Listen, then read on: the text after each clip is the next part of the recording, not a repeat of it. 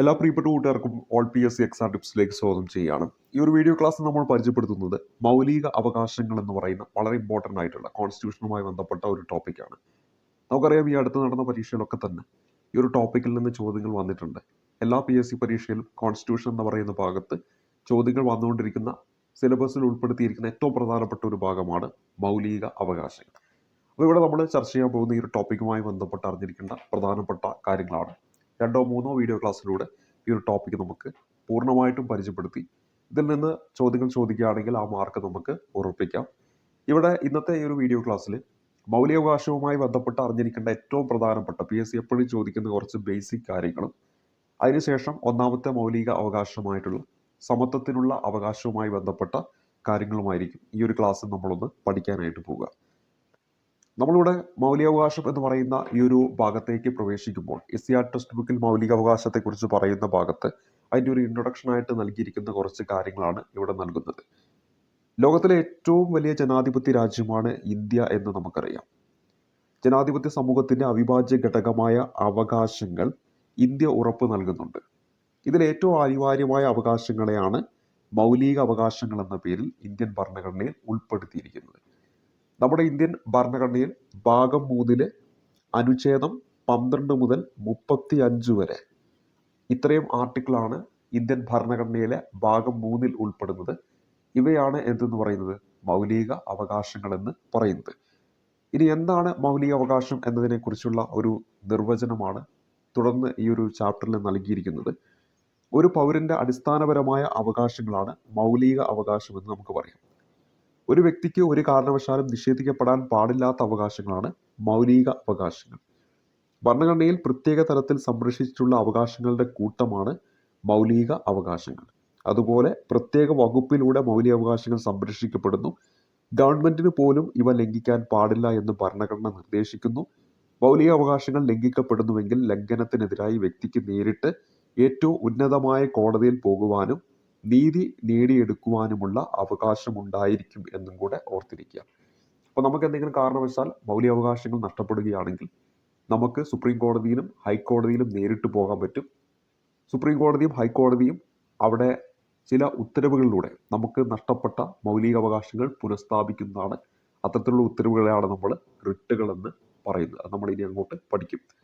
അപ്പോൾ മൗലികാവകാശവുമായി ബന്ധപ്പെട്ട എന്താണ് മൗലികാവകാശം, അതിൻ്റെ എന്താണ് പ്രാധാന്യം, അതിനെക്കുറിച്ചാണ് ഈ ഒരു പാരഗ്രാഫിൽ നമ്മൾ ഇത്ര നേരം പരിചയപ്പെട്ടത്. മൗലികാവകാശവുമായി ബന്ധപ്പെട്ട് ചരിത്രത്തിലേക്ക് വരുമ്പോൾ 1927 മദ്രാസ് INC സമ്മേളനം മൗലികാവകാശങ്ങളുടെ പ്രഖ്യാപനമായിരിക്കും ഭാവി ഇന്ത്യൻ ഭരണഘടനയുടെ അടിസ്ഥാനം എന്ന് പ്രഖ്യാപിച്ച INC സമ്മേളനം ഏതാണെന്ന് ചോദിച്ചാൽ MA അൻസാരി അധ്യക്ഷനായിട്ട് വന്ന 1927 മദ്രാസ് INC സമ്മേളനമാണ്. ഇതൊക്കെ പ്രീവിയസ് ആയിട്ട് ചോദിച്ചിട്ടുള്ളതാണ്. മൗലികാവകാശങ്ങളുടെ പ്രഖ്യാപനമായിരിക്കും ഭാവി ഇന്ത്യൻ ഭരണഘടനയുടെ അടിസ്ഥാനമെന്ന് പ്രഖ്യാപിച്ച കോൺഗ്രസ് സമ്മേളനം ഏതാണെന്ന് ചോദിച്ചാൽ 1927 മദ്രാസ് INC സമ്മേളനമാണ്. അതിന് അധ്യക്ഷത വഹിച്ചത് ആരാന്ന് ചോദിച്ചാൽ MA അൻസാരിയാണ്. 1928 നെഹ്റു കമ്മിറ്റി റിപ്പോർട്ടിൽ ഇന്ത്യയിലെ ജനങ്ങൾക്ക് ഉറപ്പ് നൽകേണ്ട അവകാശങ്ങളുടെ പട്ടിക സമർപ്പിക്കുകയുണ്ടായി. അപ്പോൾ മൗലികാവകാശവുമായി ബന്ധപ്പെട്ട് രണ്ടാമതായിട്ട് നമ്മൾ പരിചയപ്പെടുന്ന 1928 മോത്തിലാൽ നെഹ്റു അധ്യക്ഷനായിട്ട് വന്ന, ജവഹർലാൽ നെഹ്റു സെക്രട്ടറി ആയിട്ട് വന്ന നെഹ്റു കമ്മിറ്റി റിപ്പോർട്ട്. ഈ നെഹ്റു കമ്മിറ്റി റിപ്പോർട്ടിലും എന്താണ്, ആ റിപ്പോർട്ട് സമർപ്പിക്കുമ്പോൾ അതിലും എന്താണ്, ഇന്ത്യയിലെ ജനങ്ങൾക്ക് ഉറപ്പ് നൽകേണ്ട അവകാശങ്ങളുടെ പട്ടിക സമർപ്പിക്കുകയുണ്ടായി. നമ്മുടെ ഭരണഘടനാ നിർമ്മാണ സഭയിൽ ഭാഗം 3 ഈ മൗലിക അവകാശവുമായി ബന്ധപ്പെട്ട ഈ ഒരു ഭാഗം ചർച്ച ചെയ്യപ്പെടുമ്പോൾ ഈ റിപ്പോർട്ടിൽ പറയുന്ന കാര്യങ്ങളും ഒക്കെ എന്താണ് സ്വാധീനിച്ചിട്ടുണ്ട്. മൗലികാവകാശങ്ങളെക്കുറിച്ചുള്ള പ്രമേയം പാസാക്കിയ കോൺഗ്രസ് സമ്മേളനം 1931 കറാച്ചി സമ്മേളനമാണ്. നമ്മളിവിടെ പ്രധാനമായിട്ട് പരിചയപ്പെട്ട 3 കാര്യങ്ങളാണ്. അതിൽ PSC റിപ്പീറ്റായി ചോദിക്കുന്ന ഒന്നാണ് നമ്മളിപ്പോൾ ഇവിടെ ചർച്ച ചെയ്തത്. മൗലികാവകാശങ്ങളുമായി ബന്ധപ്പെട്ട പ്രമേയം ഇവിടെ പാസ്സാക്കപ്പെട്ടു. തൊട്ടു മുമ്പ് 1927 മദ്രാസ് സമ്മേളനത്തിൽ മൗലികാവകാശങ്ങളുടെ പ്രഖ്യാപനമായിരിക്കും ഭാവി ഇന്ത്യൻ ഭരണഘടനയുടെ അടിസ്ഥാനമെന്ന് പ്രഖ്യാപിക്കുകയാണ് ചെയ്യുന്നത്. പക്ഷേ 1931 കറാച്ചി സമ്മേളനത്തിൽ സർദാർ വല്ലഭായ് പട്ടേൽ അധ്യക്ഷനായ കറാച്ചി സമ്മേളനത്തിൽ ഈ ഒരു പ്രമേയം എന്താണ് അവതരിപ്പിക്കുകയും അത് പാസ്സാക്കപ്പെടുകയും ചെയ്തു. ഈ ഒരു പ്രമേയം എഴുതി തയ്യാറാക്കിയത് ആരെന്ന് ചോദിച്ചാൽ അത് ജവഹർലാൽ നെഹ്റു ആണെന്ന കാര്യം പ്രത്യേകം നോട്ട് ചെയ്യുക. ഇന്ത്യൻ മൗലികാവകാശങ്ങളുടെ ശില്പി എന്നറിയപ്പെടുന്ന ആരാണ്? സർദാർ വല്ലഭായ് പട്ടേലാണ്. ഭരണഘടനാ നിർമ്മാണ സഭയിൽ കമ്മിറ്റികളുണ്ട് എന്ന് നമുക്കറിയാം. അതിൽ ന്യൂനപക്ഷങ്ങളുടെ മൗലികാവകാശങ്ങളും സംരക്ഷണവും എന്ന അഡ്വൈസറി കമ്മിറ്റിയുടെ അധ്യക്ഷനായിരുന്ന വ്യക്തിയാണ് സർദാർ വല്ലഭായ് പട്ടേൽ. ന്യൂനപക്ഷങ്ങളുടെ സംരക്ഷണം അതുപോലെ തന്നെ മൗലികാവകാശങ്ങളുമായി ബന്ധപ്പെട്ടത് ഈ ഒരു കമ്മിറ്റിയുടെ അധ്യക്ഷനായിട്ടുണ്ടായിരുന്ന ആരെന്ന് ചോദിച്ചാൽ നമ്മുടെ സർദാർ വല്ലഭായ് പട്ടേലാണ്. ഇതിന് 2 സബ് കമ്മിറ്റികൾ ഉണ്ടെന്ന് നമ്മൾ പഠിക്കാറുണ്ട്. അതിൽ മൗലികാവകാശ സബ് കമ്മിറ്റിയുടെ ചെയർമാൻ ആരെന്ന് ചോദിച്ചാൽ JB കൃപലാനിയും ന്യൂനപക്ഷങ്ങളുടെ സബ് കമ്മിറ്റി ചെയർമാൻ ആരെന്ന് ചോദിച്ചാൽ ഉത്തരമായിട്ട് വരേണ്ടത് HC മുഖർജിയുമാണ്. ഇത് ഏതാണ്? ഭരണഘടനാ നിർമ്മാണ സഭയിലെ കമ്മിറ്റികളുണ്ട്. ആ കമ്മിറ്റികളിൽപ്പെട്ട ഒരു കമ്മിറ്റിയാണ് ന്യൂനപക്ഷങ്ങളുടെയും അതുപോലെ തന്നെ മൗലികാവകാശങ്ങളുടെയും സംരക്ഷണമൊക്കെ ആയിട്ട് ബന്ധപ്പെട്ട ഒരു കമ്മിറ്റി. അതിൻ്റെ മെയിൻ കമ്മിറ്റിയുടെ അധ്യക്ഷനായിട്ട് വരുന്നത് സർദാർ വല്ലഭായ് പട്ടേലാണ്. അതിന് 2 സബ് കമ്മിറ്റി ഉണ്ട്. അതിലൊന്ന് മൗലികാവകാശങ്ങളുടെ സബ് കമ്മിറ്റി, അത് JB കൃപലാനിയാണ് അതിൻ്റെ അധ്യക്ഷനായിട്ട് വരുന്നത്. അതേസമയത്ത് ന്യൂനപക്ഷങ്ങളുടെ സംരക്ഷണവുമായി ബന്ധപ്പെട്ട സബ് കമ്മിറ്റി ഉണ്ട്. അതിൻ്റെ അധ്യക്ഷനായിട്ട് വരുന്നത് HC മുഖർജിയാണ്. മൗലികാവകാശങ്ങൾ എന്ന് പറയുന്ന ഈ ഒരു ആശയം ഇന്ത്യ കടമെടുത്തിരിക്കുന്നത് എവിടെ നിന്നാണെന്ന് ചോദിച്ചാൽ അമേരിക്കൻ ഭരണഘടനയിൽ നിന്നാണ്. കൃത്യമായിട്ട് പറയുകയാണെങ്കിൽ അമേരിക്കൻ ഭരണഘടനയിലെ ആദ്യത്തെ 10 ഭേദഗതിയുണ്ട്. ആ ഭേദഗതിയിൽ നിന്നാണ് മൗലിക അവകാശം എന്ന് പറയുന്ന ആശയം ഇന്ത്യ കടമെടുത്തിരിക്കുന്നത്. ആ 10 ഭേദഗതികളെയാണ് നമ്മൾ ബിൽ ഓഫ് റൈറ്റ്സ് എന്ന് പറയുന്നത്.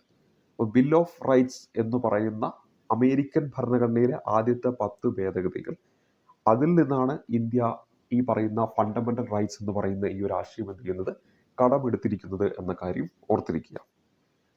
ഇനി അടുത്തത് മൗലികാവകാശങ്ങളെക്കുറിച്ച് പ്രതിപാദിക്കുന്ന ഭാഗം ചോദിച്ചാൽ ഭാഗം 3 അതിൽ അനുച്ഛേദം 12 മുതൽ 35 വരെയാണ് മൗലികാവകാശങ്ങളെക്കുറിച്ച് പറയുന്നത്.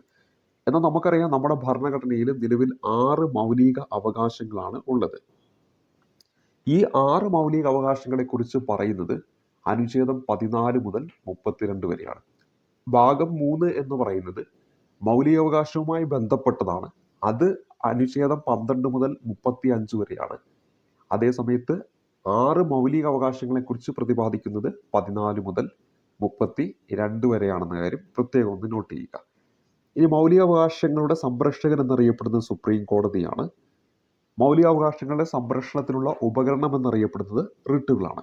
അപ്പോൾ നമുക്ക് എന്തെങ്കിലും കാരണവശാൽ മൗലികാവകാശം ലംഘിക്കപ്പെട്ടിട്ടുണ്ടെങ്കിൽ നമ്മൾ നേരിട്ട് സുപ്രീം കോടതിയിലും ഹൈക്കോടതിയിലും പോകും എന്ന് നമ്മൾ പറഞ്ഞു.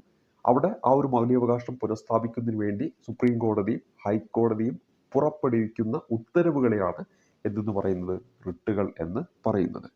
മൗലികാവകാശങ്ങൾ റദ്ദ് ചെയ്യപ്പെടുന്നത് ഏത് സാഹചര്യത്തിലാണെന്ന് വെച്ചാൽ അടിയന്തരാവസ്ഥ കാലഘട്ടത്തിലാണ്. മൗലികാവകാശങ്ങൾ റദ്ദ് ചെയ്യപ്പെടാമോ എന്ന് ചോദിച്ചാൽ റദ്ദ് ചെയ്യപ്പെടാം. അത് ഏത് സാഹചര്യത്തിലാണെന്ന് ചോദിച്ചാൽ അടിയന്തരാവസ്ഥ കാലഘട്ടത്തിലാണ്. അവിടെയും പ്രത്യേകം ശ്രദ്ധിക്കുക, ആർട്ടിക്കിൾ 20, 21 മൗലികാവകാശങ്ങൾക്കുള്ളിൽ പെടുന്ന ആർട്ടിക്കിൾ 20, 21 അടിയന്തരാവസ്ഥ കാലഘട്ടത്തിൽ പോലും എന്ത് ചെയ്യാൻ പാടില്ല, റദ്ദ് ചെയ്യാൻ പാടില്ല. ആർട്ടിക്കിൾ 20ഉം 21ഉം അടിയന്തരാവസ്ഥ കാലഘട്ടത്തിൽ പോലും എന്ത് ചെയ്യാൻ പാടില്ല, റദ്ദ് ചെയ്യാൻ പാടില്ല എന്ന കാര്യം പ്രത്യേകം നോട്ട് ചെയ്യണം. ഇനി ആരാണ് ഈ മൗലികാവകാശങ്ങൾ റദ്ദ് ചെയ്യാനുള്ള അധികാരമുള്ളത് എന്ന് ചോദിച്ചാൽ അത് രാഷ്ട്രപതിക്കാണ്. മന്ത്രിസഭ ഇതുമായി ബന്ധപ്പെട്ട കാര്യങ്ങൾ രാഷ്ട്രപതി അവതരിപ്പിക്കുകയും തുടർന്ന് രാഷ്ട്രപതിയാണ് എന്ത് ചെയ്യുന്നത്, ഈ മൗലികാവകാശങ്ങൾ റദ്ദ് ചെയ്യുന്നത്. അടിയന്തരാവസ്ഥ കാലഘട്ടത്തിൽ രാഷ്ട്രപതിക്ക് മൗലികാവകാശങ്ങളെ റദ്ദ് ചെയ്യാനുള്ള അധികാരം എന്ന സമ്പ്രദായം കടമെടുത്തിരിക്കുന്നത് ജർമ്മനിയിൽ നിന്നാണ്. ജർമ്മനിയിലെ വെയ്മർ ഭരണഘടനയിൽ നിന്നാണ്. വെയ്മർ ഭരണഘടന അവിടുത്തെ ഭരണഘടന അറിയപ്പെടുന്നു. ആ ഒരു ഭരണഘടനയിൽ നിന്നാണ് അടിയന്തരാവസ്ഥ കാലഘട്ടത്തിൽ ഈ പറയുന്ന രാഷ്ട്രപതിക്ക് എന്താണ് ഈ പറയുന്ന മൗലികാവകാശങ്ങൾ റദ്ദ് ചെയ്യപ്പെടാം ആ ഒരു ആശയം നമ്മൾ കടമെടുത്തിരിക്കുന്നത്. അടിയന്തരാവസ്ഥ എന്ന ആശയം പക്ഷെ നമ്മൾ കടമെടുത്തിരിക്കുന്നത് എവിടെ നിന്നാണ്? ഗവൺമെന്റ് ഓഫ് ഇന്ത്യ ആക്ടിൽ നിന്നാണ്. 1935 ഗവൺമെന്റ് ഓഫ് ഇന്ത്യ ആക്ടിൽ നിന്നാണ്. ഈ 2 കാര്യങ്ങൾ മാറിപ്പോരുത്. അടിയന്തരാവസ്ഥ സമയത്ത് രാഷ്ട്രപതിക്ക് മൗലികാവകാശങ്ങൾ റദ്ദ് ചെയ്യാം ആ ഒരു ആശയം കടമെടുത്തിരിക്കുന്നത് നമ്മൾ ജർമ്മനിയിലെ ഭരണഘടനയിൽ നിന്നാണെങ്കിൽ അടിയന്തരാവസ്ഥ എന്ന ആശയം നമ്മൾ കടമെടുത്തിരിക്കുന്നത് അത് നമ്മുടെ ഗവൺമെന്റ് ഓഫ് ഇന്ത്യ ആക്ടിൽ നിന്നാണ്. ഇനി മൗലികാവകാശങ്ങളുമായി ബന്ധപ്പെട്ട് PSC എപ്പോഴും ചോദിക്കുന്ന കുറച്ച് വിശേഷണങ്ങളാണ് ഇവിടെ നൽകിയിരിക്കുന്നത്. ഇന്ത്യയുടെ മാഗ്ന കാർട്ട എന്നറിയപ്പെടുന്നത് ഏതാണ്? ഈ പറയുന്ന മൗലിക അവകാശങ്ങളാണ്. അതേസമയത്ത് ഇന്ത്യൻ ജനതയുടെ മാഗ്ന കാർട്ട എന്നറിയപ്പെടുന്നത് ഏതാണ്? 1858 ഗവൺമെന്റ് ഓഫ് ഇന്ത്യ ആക്ട് ആണ്. അത് ബ്രിട്ടീഷ് ഇന്ത്യയുമായി ബന്ധപ്പെട്ട് അവിടുത്തെ നിയമമാണ്. നമ്മൾ ഭരണഘടനയുമായി ബന്ധപ്പെട്ട് പറയുമ്പോൾ ഇന്ത്യയുടെ മാഗ്ന കാർട്ട എന്നറിയപ്പെടുന്നത് മൗലിക അവകാശമാണ്. സ്വാതന്ത്ര്യത്തിന്റെ വിളക്കുകൾ എന്നറിയപ്പെടുന്നത് അതുപോലെ തന്നെ ഇന്ത്യൻ ഭരണഘടനയുടെ ആണിക്കല്ല് എന്നൊക്കെ അറിയപ്പെടുന്നത് ഏത് തന്നെയാണ്? ഫണ്ടമെൻ്റൽ റൈറ്റ്സ് ആണ്, അല്ലെങ്കിൽ മൗലിക അവകാശങ്ങളാണ്. ഇന്ത്യൻ ഭരണഘടന നിലവിൽ വരുമ്പോൾ ഉറപ്പ് നൽകിയിരുന്ന മൗലിക അവകാശങ്ങളുടെ എണ്ണം 7ആണ്. 1950 ജനുവരി 26 നമ്മുടെ ഭരണഘടന നിലവിൽ വരുമ്പോൾ നമ്മുടെ ഭരണഘടനയിൽ എത്ര മൗലികാവകാശങ്ങൾ ഉണ്ടായിരുന്നു, ഒറിജിനലി എത്ര മൗലികാവകാശം ഉണ്ടായിരുന്നു എന്ന് വെച്ചാൽ 7 എണ്ണമാണെന്ന് കാര്യം ഓർത്തിരിക്കുക. എന്നാൽ പിന്നീട് അതിൽ ഒരെണ്ണം മൗലികാവകാശത്തിൻ്റെ ആ ഒരു പട്ടികയിൽ നിന്ന് ഒഴിവാക്കി. തുടർന്ന് നിലവിൽ ഇപ്പോൾ എത്ര എണ്ണമേ ഉള്ളൂ? 6 എണ്ണമാണ് ഉള്ളത്. ആ ഒഴിവാക്കിയിരിക്കുന്നത് അനുച്ഛേദം 31 പെടുന്ന സ്വത്തവകാശവുമായി ബന്ധപ്പെട്ട മൗലികാവകാശമാണ്. അപ്പോൾ പറയണമെങ്കിൽ പരീക്ഷയ്ക്ക് ചോദിക്കാം, തുടക്കത്തിൽ അതായത് 1950 ജനുവരി 26 സ്വത്തവകാശം ഒരു മൗലികാവകാശമായിരുന്നു എന്നൊരു സ്റ്റേറ്റ്മെന്റ് നൽകിയാൽ അത് ശരിയാണ്. എന്നാൽ പിന്നീട് ഭേദഗതിയിലൂടെ, ആ ഭേദഗതി എന്ന് പറയുന്നത് 44-ാം ഭേദഗതിയാണ്. 1978 44-ാം ഭേദഗതിയിലൂടെ സ്വത്തവകാശം എന്ന് പറയുന്നത് എന്താണ്? ഒരു മൗലിക അവകാശത്തിന്റെ പട്ടികയിൽ നിന്ന് ഒഴിവാക്കി എന്ന് ഓർത്തിരിക്കുക. ആ ഒരു സമയത്ത് ഇന്ത്യൻ പ്രധാനമന്ത്രി മൊറാർജി ദേശായിയും ഇന്ത്യൻ രാഷ്ട്രപതി നീലം സഞ്ജീവ് റെഡ്ഡിയുമാണ്. ഇത് രണ്ടും PSC എപ്പോഴും എടുത്ത് ചോദിക്കാറുള്ളതാണ്. അപ്പോൾ സ്വത്തവകാശം മൗലികാവകാശങ്ങളുടെ പട്ടികയിൽ നിന്ന് ഒഴിവാക്കിയ ഭേദഗതി ചോദിച്ചാൽ 44-ാം ഭേദഗതി 1978. ഈ ഒരു സമയത്ത് ഇന്ത്യയുടെ പ്രധാനമന്ത്രി ആരെന്ന് ചോദിച്ചാൽ മൊറാർജി ദേശായിയാണ്. അതേപോലെ തന്നെ ആരായിരുന്നു ഈ ഒരു സമയത്ത് ഇന്ത്യൻ രാഷ്ട്രപതി? അവിടെ ചോദിച്ചാൽ ഉത്തരമായിട്ട് വരേണ്ടത് നീലം സഞ്ജീവ് റെഡ്ഡിയാണ്. നിലവിൽ ഈ സ്വത്തവകാശം എന്ന് പറയുന്നത് നമ്മുടെ ഭരണഘടനയിൽ ഒരു നിയമ അവകാശമാണ്. അത് അനുച്ഛേദം 300A ഉൾപ്പെടുത്തിയിരിക്കുന്നത്. അത് ഭാഗം 12 ഉൾപ്പെടുന്നത്. അപ്പോൾ ഇത് കൃത്യമായിട്ട് പരീക്ഷയ്ക്ക് ചോദിക്കും. നിലവിൽ സ്വത്തവകാശം ഉൾപ്പെടുന്ന ഭാഗം ഏതെന്ന് ചോദിച്ചാൽ ഭാഗം 12. അത് ഉൾപ്പെടുന്ന ആർട്ടിക്കിൾ ചോദിച്ചാൽ ആർട്ടിക്കിൾ 300A ആണെന്ന കാര്യം ഓർക്കുക. നേരത്തെ ഇത് 31 എന്ന് പറയുന്ന ആർട്ടിക്കിളിലായിരുന്നു. എന്നാൽ 31ന്റെ മറ്റ് ആർട്ടിക്കിൾ 31A ഒക്കെ ഇപ്പോഴും ആ മൗലികാവകാശം എന്ന് പറയുന്ന ഒരു ഭാഗത്തുണ്ട്. പക്ഷേ 31 എന്ന് പറയുന്ന ഒരു ഭാഗം, സ്വത്തവകാശവുമായി ബന്ധപ്പെട്ട ഒരു ഭാഗം എന്താണ്, എടുത്തു മാറ്റി എന്ന കാര്യം പ്രത്യേകം ഒന്ന് നോട്ട് ചെയ്യുക. അപ്പോൾ നിലവിൽ എത്ര മൗലികാവകാശങ്ങൾ എന്ന് ചോദിച്ചാൽ 6 എണ്ണമാണ്. അതാണ് നമ്മളിവിടെ പരിചയപ്പെടുന്നത്. സമത്വത്തിനുള്ള അവകാശം ഒന്നാമത്തെ അവകാശം, രണ്ടാമത്തെ അവകാശം സ്വാതന്ത്ര്യത്തിനുള്ള അവകാശം, മൂന്നാമത്തെ അവകാശം ചൂഷണത്തിനെതിരെയുള്ള അവകാശം, മതസ്വാതന്ത്ര്യത്തിനുള്ള അവകാശം, സാംസ്കാരിക വിദ്യാഭ്യാസപരവുമായ അവകാശം, ആറാമതായിട്ട് ഭരണഘടനാപരമായ പ്രതിവിധിക്കുള്ള അവകാശം. സമത്വം, അതുപോലെ തന്നെ സ്വാതന്ത്ര്യം, ചൂഷണത്തിനെതിരെ, നാലാമത് മതസ്വാതന്ത്ര്യത്തിനുള്ള അവകാശം, അഞ്ചാമത് സാംസ്കാരിക വിദ്യാഭ്യാസപരവുമായ അവകാശം, ആറാമത് ഭരണഘടനാപരമായ പ്രതിവിധിക്കുള്ള അവകാശം. നമ്മുടെ ഭരണഘടനയിൽ 6 മൗലികാവകാശങ്ങളെ കുറിച്ചാണ് പറയുന്നത്. കൃത്യമായിട്ട് ഈ ഓർഡറിൽ തന്നെ പഠിക്കുക. അതിൽ ഒന്നാമതായിട്ട് വരുന്നത് സമത്വത്തിനുള്ള അവകാശമാണ്. കൃത്യമായിട്ട് നമ്മൾ പറഞ്ഞു, ആർട്ടിക്കിൾ 12 മുതൽ 35 വരെയാണ് മൗലികാവകാശവുമായി ബന്ധപ്പെട്ട ഭാഗം ഉൾക്കൊള്ളുന്നത്. പക്ഷേ അതിൽ 14 മുതൽ 32 വരെയാണ് മൗലിക അവകാശങ്ങളെക്കുറിച്ച്, ഈ 6 മൗലികാവകാശങ്ങളെക്കുറിച്ച് പറയുന്നത്. അതിൽ ആർട്ടിക്കിൾ 14 മുതൽ 18 വരെ ഉള്ളതാണ് സമത്വത്തിനുള്ള അവകാശം എന്ന കാര്യം ഓർത്തിരിക്കുക. തുടർന്ന് വരുന്ന 19 മുതൽ 22 വരെയുള്ളത് സ്വാതന്ത്ര്യത്തിനുള്ള അവകാശമാണ്. തുടർന്ന് 23ഉം 24 എന്ന് പറയുന്നത് ചൂഷണത്തിനെതിരെയുള്ള അവകാശമാണ്. അതിനുശേഷം വരുന്ന 25 മുതൽ 28 വരെ ഉള്ളത് മതസ്വാതന്ത്ര്യത്തിനുള്ള അവകാശമാണ്. 29ഉം 30ഉം സാംസ്കാരികവും വിദ്യാഭ്യാസപരവുമായ അവകാശമാണ്. 32 എന്ന് പറയുന്നത് ഭരണഘടനാപരമായ പ്രതിവിധിക്കുള്ള അവകാശമാണ്. അപ്പോൾ നമ്മളിവിടെ ചർച്ച ചെയ്തത് 6 മൗലികാവകാശങ്ങളും അത് ഉൾപ്പെടുന്ന ആർട്ടിക്കിളുകളുമാണ് നമ്മൾ പഠിച്ചത്. കൃത്യമായിട്ട് ഈ ആർട്ടിക്കിൾ പഠിക്കണം. ഇത് ഇങ്ങനെ തന്നെ പരീക്ഷയിൽ വേണമെങ്കിൽ മാച്ച് ദ ഫോളോയിങ് രൂപത്തിലോ അല്ലെങ്കിൽ നേരിട്ടോ ഒക്കെ ചോദ്യങ്ങൾ വന്നുകൊണ്ടിരിക്കുന്നതാണ്. നമ്മൾ ഇനി അതിൻ്റെ ഉള്ളിലോട്ട് ഓരോ ആർട്ടിക്കിളും എന്താണ് പറയുന്നത് നമ്മളവിടെ ചർച്ച ചെയ്യും. ഇത് നമ്മൾ അടുത്തായിട്ട് പരിചയപ്പെടുന്നത് മൗലികാവകാശങ്ങളും സാധാരണ അവകാശങ്ങളും തമ്മിലുള്ള ഒരു ഡിഫറൻസ് ആണ്. ഭരണഘടനയാണ് ഈ പറയുന്ന മൗലികാവകാശങ്ങൾ സംരക്ഷിക്കപ്പെടുന്നത്. ഉദാഹരണമായിട്ട് ഇപ്പോൾ നമ്മളിപ്പോൾ ഓൾറെഡി പറഞ്ഞ സമത്വത്തിലുള്ള അവകാശം, സ്വാതന്ത്ര്യത്തിലുള്ള അവകാശം, ഇതൊക്കെ സംരക്ഷിക്കപ്പെടുന്ന ആരാണ്? ഭരണഘടനയാണ്.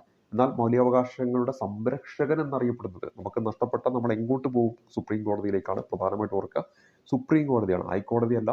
മൗലികാവകാശങ്ങളുടെ സംരക്ഷകൻ എന്നറിയപ്പെടുന്നത് ആരാണ്? ഈ പറയുന്ന സുപ്രീം കോടതിയാണ്. അങ്ങനെ പറയാനുള്ള മെയിൻ കാരണം എന്താണെന്ന് വെച്ചാൽ, നമ്മുടെ ആർട്ടിക്കിൾ 32 പ്രകാരമാണ് സുപ്രീം കോടതി എന്ത് പുറപ്പെടുവിക്കുന്നത്? റിട്ടുകൾ പുറപ്പെടുവിക്കുന്നത്. ആ റിട്ടുകൾ പുറപ്പെടുവിക്കുന്ന ആർട്ടിക്കിൾ ഏതാണ്? ആർട്ടിക്കിൾ 32 ആ 32 എവിടെ ഉൾപ്പെടുന്നത്? മൗലികാവകാശത്തിനുള്ളിലാണ് ഉൾപ്പെടുന്നത്. പക്ഷേ ഹൈക്കോടതി എന്ന് പറയുമ്പോൾ 226 അത് മൗലികാവകാശത്തിനുള്ളിലല്ല ഉൾപ്പെടുന്നത്. അതുകൊണ്ടാണ് നമ്മൾ എന്തെന്ന് പറയുന്നത്, മൗലിക അവകാശങ്ങളുടെ സംരക്ഷകൻ എന്ന് പറയുന്നത് സുപ്രീം കോടതി എന്ന് എടുത്ത് പറയാൻ കാരണം. ഇനി മൗലികാവകാശവും സാധാരണ അവകാശവും തമ്മിലുള്ള ഡിഫറൻസ് ആണ്. അതിൽ ഭരണഘടനയാണ് ഈ പറയുന്ന മൗലികാവകാശം സംരക്ഷിക്കുന്നത്. രാജ്യത്തെ സാധാരണ നിയമമാണ് സംരക്ഷിക്കുന്നത്. അതായത് നമുക്ക് ഇപ്പോൾ ഇവിടെ തന്നിരിക്കുന്ന ഉപഭോക്തൃ സംരക്ഷണ നിയമം, അങ്ങനെ ഒരു നിയമം പാർലമെന്റ് പാസ്സാക്കുന്നു. അതിലൂടെ ആ ഒരു ഭാഗം സംരക്ഷിക്കപ്പെടുന്നു. വിവരാവകാശ നിയമം, അത് പാർലമെന്റ് പാസ്സാക്കുന്നു. അതിലൂടെ ആ ഒരു ഭാഗം സംരക്ഷിക്കപ്പെടുന്നു. ഈ സാധാരണ നിയമ നിർമ്മാണ പ്രക്രിയയിലൂടെയാണ് ഈ പറയുന്ന സാധാരണ അവകാശങ്ങൾക്ക് എന്തെങ്കിലുമൊക്കെ മാറ്റങ്ങൾ വരുത്തണമെങ്കിൽ നമുക്കത് മാറ്റം വരുത്താൻ സാധിക്കും. അതേസമയത്ത് ഇവിടെ ഭരണഘടനാ ഭേദഗതിയിലൂടെ മാത്രമേ എന്ത് ചെയ്യാൻ പറ്റുള്ളൂ, മൗലികാവകാശം എന്ന് പറയുന്ന ഒരു ഭാഗത്ത് മാറ്റം വരുത്താൻ പറ്റുള്ളൂ. അതിനൊരു എക്സാമ്പിൾ നമ്മൾ പറഞ്ഞു, ആർട്ടിക്കിൾ 31 സ്വത്തവകാശത്തിൽ നിന്ന് മാറ്റിയത് 44 ഭേദഗതിയിലൂടെയാണ്. ഇത് കൃത്യമായിട്ടൊന്ന് നോട്ട് ചെയ്ത് വെക്കുക. ഇനി അടുത്തായിട്ട് നമ്മൾ പരിചയപ്പെടുന്നത് ഗവൺമെന്റിന്റെ പ്രവർത്തനങ്ങളിലൂടെ മൗലികാവകാശങ്ങൾ ലംഘിക്കപ്പെട്ടാൽ അവയെ സംരക്ഷിക്കുവാനുള്ള അധികാരവും ഉത്തരവാദിത്വം ആർക്കാണ്? നീതിന്യായ വിഭാഗത്തിനാണ്, ജുഡീഷ്യറിക്കാണ്, അതായത് സുപ്രീം കോടതി, ഹൈക്കോടതി. ഇനി കാര്യനിർവഹണ വിഭാഗത്തിന്റെയും അതേപോലെ തന്നെ നിയമനിർമ്മാണ വിഭാഗത്തിന്റെയും പ്രവർത്തനങ്ങൾ മൗലികാവകാശങ്ങൾ ലംഘിക്കുകയോ അന്യായമായ രീതിയിൽ നിയന്ത്രിക്കുകയോ ചെയ്താൽ അത്തരം പ്രവൃത്തികളെ നിയമവിരുദ്ധമായി പ്രഖ്യാപിക്കാനുള്ള അധികാരം ആർക്കുണ്ട്? നീതിന്യായ വിഭാഗത്തിനുണ്ട് എന്ന കാര്യം ഓർത്തിരിക്കുക. മൗലികാവകാശത്തിന് മേൽ എന്തെങ്കിലും ഒരു കടന്നുകയറ്റം നടന്നാൽ അവിടെ എന്താണ്, ഈ പറയുന്ന നീതിന്യായ വിഭാഗത്തിന് ഇടപെടാൻ പറ്റും എന്നാണ് ഇവിടെ കൃത്യമായിട്ട് പറയുന്നത്. ഇനി അടുത്ത് ഇവിടെ പറയുന്നത്, എങ്കിലും മൗലികാവകാശം പരിപൂർണമോ അനിയന്ത്രിതമോ അല്ല, അതിനുമേൽ ഗവൺമെന്റിന്റെ യുക്തിപരമായ നിയന്ത്രണങ്ങൾ ഏർപ്പെടുത്താവുന്നതാണ്. ഇവിടെ നമ്മൾ തൊട്ടു മുമ്പ് പറഞ്ഞ പോയിന്റുകൾ എന്താണ്, നമുക്ക് എന്തെങ്കിലും കാരണം കൊണ്ട് മൗലികാവകാശങ്ങൾ ലംഘിക്കപ്പെട്ടിട്ടുണ്ടെങ്കിൽ നമുക്ക് നേരെ സുപ്രീം കോടതി പോകുന്നു, അത് നമ്മൾ എന്താണ് വീണ്ടെടുക്കുന്നു. പക്ഷെ എല്ലാ സമയങ്ങളിലും അത് സാധ്യമല്ല. അതാണ് ഇവിടെ പറയുന്നത്, മൗലികാവകാശങ്ങൾ എന്നല്ല പരിപൂർണമോ അതേപോലെ തന്നെ അനിയന്ത്രിതമോ അല്ല, അത് നിയന്ത്രിക്കാം. എന്താണ്, മൗലികാവകാശത്തിന്മേൽ നിയന്ത്രണം ഏർപ്പെടാം. നമ്മൾ ഓൾറെഡി പറഞ്ഞു, അടിയന്തരാവസ്ഥയൊക്കെ വരുന്ന സമയത്ത് മൗലികാവകാശത്തിന്മേൽ നിയന്ത്രണം ഏർപ്പെടാം. ആ ഒരു കാര്യം പ്രത്യേകം ഒന്ന് നോട്ട് ചെയ്യുക. അപ്പോൾ അവിടെ എന്താണ്, മൗലികാവകാശങ്ങൾ പരിപൂർണമോ അനിയന്ത്രിതമോ അല്ല, നിയന്ത്രിക്കാൻ പറ്റാത്തതോ അല്ല, അതിന്മേൽ ഗവൺമെന്റിന് യുക്തിപരമായ നിയന്ത്രണങ്ങൾ ഏർപ്പെടുത്താവുന്നതാണ്. അങ്ങനെ ഒരു സ്റ്റേറ്റ്മെന്റ് വന്നാൽ എന്താണ്, അത് ശരിയാണെന്ന കാര്യം ഓർത്തിരിക്കാം. ഭരണഘടനാ നിർമ്മാണ വേളയിൽ ഏറ്റവും കൂടുതൽ ചർച്ച ചെയ്യപ്പെട്ടത് പാർട്ട് 3 ആണെന്ന് അഭിപ്രായപ്പെട്ടത് ആരാണ്? ഡോക്ടർ BR അംബേദ്കർ ആണ്. ഇതൊക്കെ വേണമെങ്കിൽ ചോദിക്കാം. മൗലികാവകാശങ്ങൾ ജസ്റ്റീഷ്യബിൾ ആണ്, അതായത് നമുക്ക് കോടതിയിൽ പോയിട്ട് നമുക്ക് അത് നഷ്ടപ്പെട്ടാൽ നമുക്ക് എന്ത് ചെയ്യാൻ പറ്റും, കോടതിയിൽ പോയിട്ട് നമുക്കത് നേടിയെടുക്കാൻ പറ്റും. അതാണ് ഇവിടെ പറയുന്നത്, മൗലികാവകാശങ്ങൾ എന്താണ്, ജസ്റ്റീഷ്യബിൾ ആണ് എന്ന കാര്യം ഓർത്തിരിക്കുക. ഒരു വ്യക്തിക്ക് മൗലികാവകാശം ലംഘിക്കപ്പെട്ടാൽ ആർട്ടിക്കിൾ 32 പ്രകാരം അയാൾക്ക് കോടതിയെ സമീപിക്കാവുന്നതാണ്. മൗലികാവകാശങ്ങളുടെ സംരക്ഷണം ഉറപ്പുവരുത്തേണ്ടത് കോടതിയുടെ കടമയാണെന്ന കാര്യം പ്രത്യേകം നോട്ട് ചെയ്യാം. നമ്മുടെ കൃത്യമായിട്ട് നമ്മുടെ ഈ ഭരണഘടനയുമായി ബന്ധപ്പെട്ട് നമ്മളിവിടെ പറഞ്ഞ 6ാമത്തെ മൗലിക അവകാശമാണ് എന്തെന്ന് പറയുന്നത്, നമ്മുടെ 6ാമത്തെ മൗലിക അവകാശമാണ് എന്ത്, ഭരണഘടനാ പ്രതിവിധിക്കുള്ള അവകാശം. നമുക്ക് എന്തെങ്കിലും കാരണവശാൽ ഈ മൗലിക അവകാശം നഷ്ടപ്പെടുകയാണെങ്കിൽ നമുക്ക് എന്ത് ചെയ്യാം, മൗലികാവകാശം പുനഃസ്ഥാപിക്കാൻ വേണ്ടിയിട്ട് ആർട്ടിക്കിൾ 32 പ്രകാരം നമുക്ക് അവിടെ പോകാൻ പറ്റും, കോടതിയിൽ പോകാൻ പറ്റും എന്ന കാര്യം പ്രത്യേകം നോട്ട് ചെയ്യുക. അപ്പോൾ മൗലികാവകാശങ്ങൾ എന്താണ്, ജസ്റ്റീഷ്യബിൾ ആണ് എന്ന കാര്യം ഓർത്തിരിക്കുക. ഒരു വ്യക്തിക്ക് മൗലികാവകാശം ലംഘിക്കപ്പെട്ടാൽ ആർട്ടിക്കിൾ 32 പ്രകാരം അയാൾക്ക് കോടതിയെ സമീപിക്കാവുന്നതാണ്. മൗലികാവകാശങ്ങളുടെ സംരക്ഷണം ഉറപ്പുവരുത്തേണ്ടത് കോടതിയുടെ കടമയാണെന്ന കാര്യം ഓർത്തിരിക്കുക. ഇനി മൗലികാവകാശങ്ങളുടെ സംരക്ഷകൻ എന്നറിയപ്പെടുന്ന സുപ്രീം കോടതിയാണ്, ഓൾറെഡി പറഞ്ഞു. അടിയന്തരാവസ്ഥ കാലത്ത് മൗലികാവകാശങ്ങൾ നിയന്ത്രണം ഏർപ്പെടുത്തുന്ന പ്രസിഡന്റ് ആണ്. അത് കൃത്യമായിട്ട് പറയുന്ന ആർട്ടിക്കിളുകളാണ്, കൃത്യമായി പഠിച്ചു വെക്കുക. ആർട്ടിക്കിൾ 358 ആർട്ടിക്കിൾ 359 കാര്യം ഓർത്തിരിക്കുക. ആർട്ടിക്കിൾ 358 359 ഈ 2 ആർട്ടിക്കിളിലാണ് എന്ത് പറയുന്നത്, മൗലികാവകാശ കാലത്ത്, അതായത് അടിയന്തരാവസ്ഥ കാലത്ത് മൗലിക അവകാശങ്ങൾ നിയന്ത്രണം ഏർപ്പെടുത്താൻ ആർക്ക് അധികാരമുണ്ട്, രാഷ്ട്രപതിക്ക് അധികാരമുണ്ട് എന്ന് പറയുന്ന ആർട്ടിക്കിളാണ് 358 359. ഇനി ഈ ഒരു ആർട്ടിക്കിളിന് ഉള്ളിലേക്ക് കടന്നു വരുമ്പോൾ അവിടെ കൃത്യമായി ഓർത്തിരിക്കുക, ആർട്ടിക്കിൾ 358 പ്രകാരമാണ് നമ്മുടെ ആർട്ടിക്കിൾ 19, അതായത് 6 മൗലിക സ്വാതന്ത്ര്യങ്ങളെ കുറിച്ച് പറയുന്ന ആർട്ടിക്കിളാണ് ആർട്ടിക്കിൾ 19. ആ ആർട്ടിക്കിൾ 19 റദ്ദ് ചെയ്യപ്പെടാനുള്ള അധികാരം ഈ പറയുന്ന അടിയന്തരാവസ്ഥ കാലത്ത് നൽകുന്നത് ഏത് ആർട്ടിക്കിൾ പ്രകാരമാണ് രാഷ്ട്രപതിക്ക് എന്ന് ചോദിച്ചാൽ ആർട്ടിക്കിൾ 358 പ്രകാരമാണ്. അത് റദ്ദ് ചെയ്യാനുള്ള സാഹചര്യം എന്ന് പറയുന്നത് വൈദേശിക കടന്നുകയറ്റമോ യുദ്ധമോ ഉണ്ടാകുന്ന സന്ദർഭങ്ങളിൽ അടിയന്തരാവസ്ഥ പ്രഖ്യാപിച്ചാൽ മാത്രമേ അനുച്ഛേദം 19 എന്ത് ചെയ്യാൻ പാടുള്ളൂ, റദ്ദ് ചെയ്യാൻ പാടുള്ളൂ. ഒരു പൗരന്റെ 6 മൗലിക സ്വാതന്ത്ര്യങ്ങളെ കുറിച്ച് പറയുന്നതാണ് ഈ പറയുന്ന അനുച്ഛേദം 19 എന്ന് പറയുന്നത്. അത് റദ്ദ് ചെയ്യാനുള്ള ഒരു സാഹചര്യം എന്ന് പറയുന്നത് എപ്പോൾ മാത്രമേ റദ്ദ് ചെയ്യാൻ പാടുള്ളൂ, വൈദേശിക കടന്നുകയറ്റമോ യുദ്ധമോ ഉണ്ടാകുന്ന സന്ദർഭങ്ങളിൽ അടിയന്തരാവസ്ഥ പ്രഖ്യാപിക്കുമ്പോൾ. വൈദേശിക കടന്നുകയറ്റമോ യുദ്ധമോ ഉണ്ടാകുന്ന സന്ദർഭങ്ങളിൽ അടിയന്തരാവസ്ഥ പ്രഖ്യാപിച്ചാൽ മാത്രമേ അനുച്ഛേദം 19 നിരോധിക്കാൻ പറ്റുകയുള്ളൂ. അങ്ങനെ അത് നിരോധിക്കുന്നതുമായി ബന്ധപ്പെട്ട് രാഷ്ട്രപതിക്ക് അത് നിരോധിക്കാം എന്ന് പറയുന്ന ആർട്ടിക്കിൾ ചോദിച്ചാൽ ആർട്ടിക്കിൾ 358 ആണ്. ഇനി ഈ 19 എന്ന് പറയുന്ന മൗലികാവകാശത്തിൽ ഉൾപ്പെടുന്ന ആർട്ടിക്കിൾ ഒഴികെ ബാക്കി വരുന്ന ഈ പറയുന്ന മൗലികാവകാശവുമായി ബന്ധപ്പെട്ട ആർട്ടിക്കിൾ, അതിൽ തന്നെ കൃത്യമായിട്ട് നമ്മൾ എടുത്തു പറഞ്ഞു, ആർട്ടിക്കിൾ 20 21 അടിയന്തരാവസ്ഥ കാലത്ത് പോലും റദ്ദ് ചെയ്യാൻ പറ്റത്തില്ല. ബാക്കി വരുന്ന ഈ പറയുന്ന ആർട്ടിക്കിൾസ് ഒക്കെ റദ്ദ് ചെയ്യുന്നത് ഈ പറയുന്ന ആർട്ടിക്കിൾ 359 പ്രകാരമാണ്. ഈ രണ്ട് കാര്യങ്ങൾ കൃത്യമായിട്ട് ഓർത്തിരിക്കുക, പരീക്ഷയ്ക്ക് ചോദിക്കുന്നതാണ്.